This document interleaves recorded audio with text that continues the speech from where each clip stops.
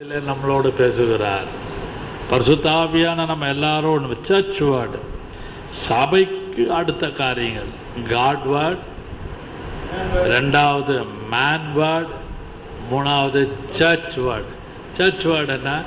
God added souls are the Lord added to the church. சபையிலே அனுதினமும் சேர்த்து கொண்டு வந்தார்.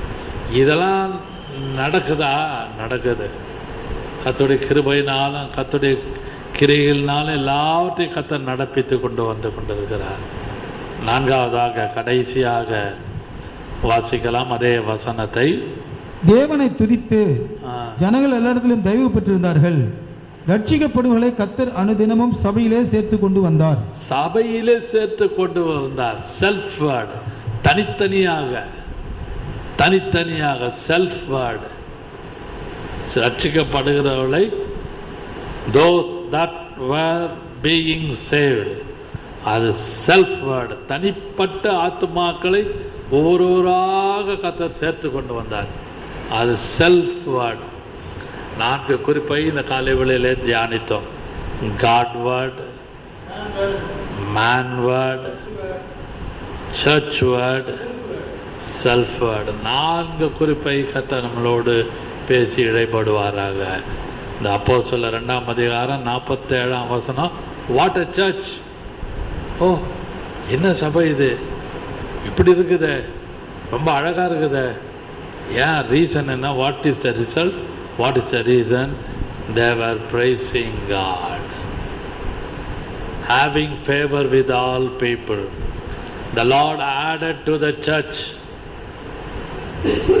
those that were being saved. அனுதினமும் ரட்சிக்கப்பட்டார்.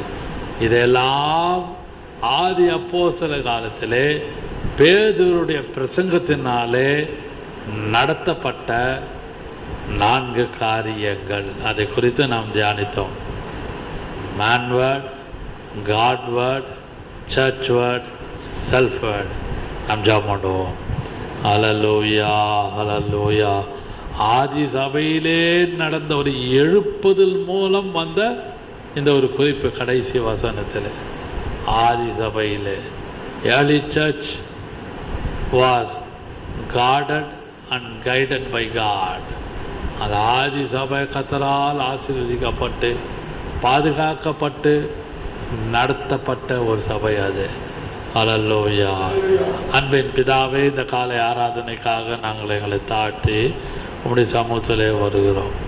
பரிசுத்த ஆவியானவரே, நீர் எங்களோடு கூட இருந்து அப்பா, ஆதி சபையிலே ஏன் அந்த 2ஆம் அதிகாரம் அப்போஸ்தலர் 2:47 வசனத்திலே 4 காரியத்தை குறித்து நாங்கள் தியானித்தோம்.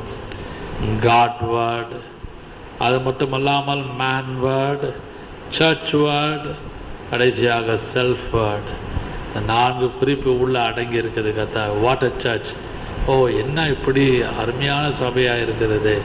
இதுக்கெல்லாம் காரணம் அவர்கள் உம்மோடு ஒவ்வொரு நாளும் அவர்கள் தேவனை துதித்தார்கள். சபையில் அனுதினமும் நீர் சேர்த்து கொண்டு வந்தீர் ஆத்துமாக்களை.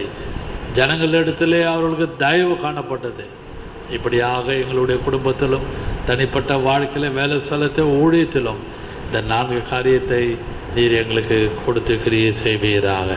நாங்கள் அதை அபியாசப்படுத்த பிராக்டிஸ் பண்ண எல்லாருக்கும் கிருபை தாரும். இயேசுவின் நாமத்தில் பிதாவே, ஆமென், ஆமென். Praise the Lord.